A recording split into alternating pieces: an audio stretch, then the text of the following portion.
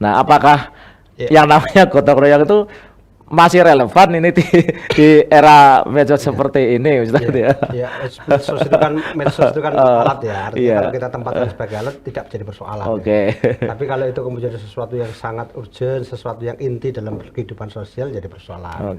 Maka tempatkanlah medsos itu sebagai alat. Ini yang saya kira pertama harus kita hadapi. Kembali saya mungkin ingin menekankan yang tadi disampaikan tentang Bu Intan tadi tentang proses di mana kemudian ada yang disebut dengan empati, kepedulian dan sebagainya. Saya membagi kerja itu dalam etos kerja itu dalam 3 kategori. Kategori yang pertama adalah kategori di mana kerja itu selalu bersifat nominal. Jadi itu nominal gitu. Ya, hitungannya bahwa kemudian dia bekerja untuk orientasi mendapatkan upah. Gitu ya. Jadi kategori ya boleh dikatakan kategori buruh gitu ya. Jadi etos kerja buruh. Nek ora ono angkane ora mlaku. Yang kedua itu etos kerja yang istilahnya etos kerja yang dia dibangun dengan dogma gitu, dogma. Jadi sejak kecil anak didogma, kamu ketika besar nanti harus melakukan A, B, C. Nah, itu. Ada orang yang bekerja dengan dogma gitu. Jadi dia bekerja atas satu keyakinan dan satu frame yang sudah dibangun sejak kecil bahwa dia harus melakukan seperti itu. Nah, yang ketiga adalah apa yang disampaikan tadi Bu Intan, yaitu adalah karena lahir dari empati, kepedulian gitu. Nah, 2 hal ini biasanya yang pertama itu biasanya dia tidak sensitif terhadap persoalan. Jadi etos kerja buruh ini dia orientasinya adalah upah. Nah, selama dia dipancing dengan upah, maka dia akan etosnya kerjanya tinggi. Sementara kemudian kalau kemudian upahnya rendah, dia mungkin tidak terlalu besar etos kerjanya. Nah, sehingga dia tidak sensitif terhadap persoalan yang dihadapi. Sebenarnya dia mau menghadapi masalah apa? Karena yang sebenarnya dibangun itu bukan untuk menyelesaikan masalah, tapi untuk mendapatkan upah. Gitu. Yang kedua pun juga demikian, yang lahir dari dogma itu karena dia kemudian didoktrin bahwa kemudian kamu harus melakukan A, B, C gitu. Dia melakukan berdasarkan apa? Berdasarkan dogma yang dia terima, bukan atas kebutuhan orang-orang yang membutuhkan gitu. Jadi dia harus melakukan A, B, C dan seterusnya. Kenapa? Karena dari dulu itu dogmanya begitu. Karena dari dulu itu diajarkan oleh orang-orang tuanya begitu, oleh para pemuka kelompoknya itu begitu, kudu ngene gitu. Ora ono pilihan-liyane gitu kan. Nah, yang ketiga adalah etos kerja yang dia peduli itu, yang empati itu. Nah, yang empati itu maka dia akan merumuskan satu penanganan berdasarkan kasus-kasus yang ditemui. Kasus A tidak akan sama dengan kasus B, karena itu penanganan kasus A tidak sama dengan penanganan kasus B gitu. Nah, sehingga dia kemudian merumuskan satu pendekatan yang lebih bisa untuk menjawab persoalan-persoalan yang dihadapi ini gitu. Maka ini kalau kemudian saya hubungkan di dalam Al-Quran itu ya, konsep khaira ummah itu kan dimulai dari kuntum khaira ummah ya. Engkau adalah umat yang terbaik. Ukhrijat linnas, yang diturunkan kepada manusia. Gitu.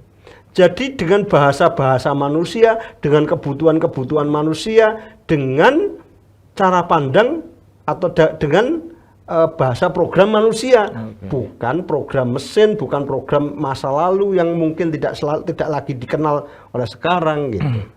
Nah, maka inilah yang kemudian ketemu dengan apa yang dilakukan oleh Ibu Aisyah tadi, atau banyak manusia-manusia yang mungkin sering kemudian dirumuskan menjadi relawan-relawan atau para pendakwah gitu ya, para mujahid yang dia itu melakukan proses untuk melakukan bantuan atau berta'awun, bergotong royong untuk menjawab persoalan tertentu.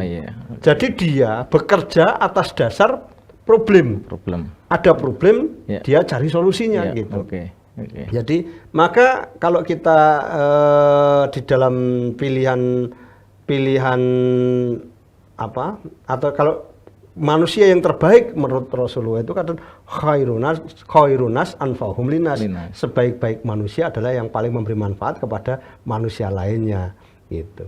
Dan kemudian ada pilihan bahwa kemudian ternyata ada orang-orang kalau di dalam surat Al-Baqarah itu kan kemudian ada orang-orang yang membuat kerusakan ya, membuat kerusakan, dan ada orang-orang yang mengadakan perbaikan. Nah, orang-orang yang memberi manfaat kepada orang lain itu tentu saja orang yang mengadakan perbaikan, tapi ada orang-orang yang ada yang rusak gitu, melakukan kerusakan. Dan kadang-kala orang-orang yang buat kerusakan itu merasa itu merasa mengadakan perbaikan. Nah, itu yang harus dilakukan evaluasi. Jangan-jangan kita itu sudah berusaha melakukan perbaikan, ternyata itu sebenarnya adalah jalan untuk melakukan kerusakan. Nah, itu yang kemudian gitu. Kemudian itu harus dievaluasi. Nah, caranya mengevaluasi apa? Berbasis masalah. Apakah apa yang kita lakukan itu mengatasi masalah atau tidak gitu. Jangan-jangan karena kita itu didoktrin dari kecil kita bahwa mengatasi masalah caranya harus selalu seperti itu, sementara ternyata itu sebenarnya malah menambah masalah kan.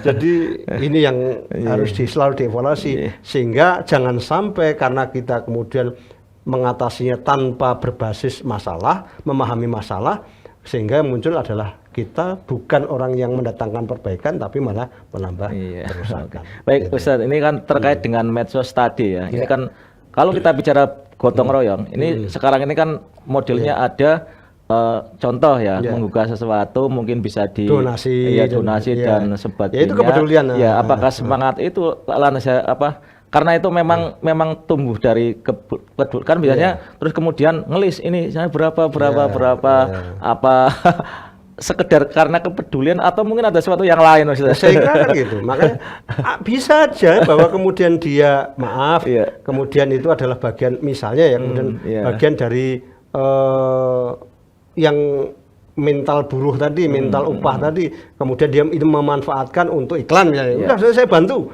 Tapi dalam rangka untuk iklan itu bisa saja. Tapi juga bisa kemudian karena itu dia sejak kecil bahwa kalau ada masalah seperti itu harus bantu. Nah, itu dogma itu bisa aja bahwa itu adalah bagian dari itu. Tetapi sekali lagi bahwa dalam konteks kita menyelesaikan persoalan, maka harus mulai dengan memahami persoalan gitu. Maka tadi khairul ummah dimulai dari untuk ukhrijat linnas, diturunkan kepada manusia, bukan diturunkan kepada hewan, bukan diturunkan kepada mesin, bukan diturunkan kepada tanaman, tapi diturunkan pada manusia. Maka orang yang ingin membangun khairul ummah harus mengerti persoalan-persoalan kemanusiaan. Caranya gimana? Amar ma'ruf nahi munkar wa tanhauna 'anil munkar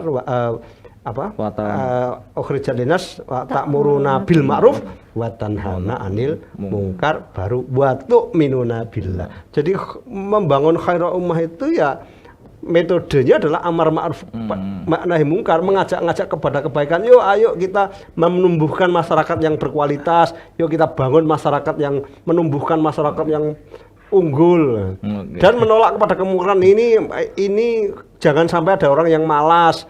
Ini jangan sampai ada orang yang kemudian korupsi dan sebagainya. Itu adalah nahi mungkar.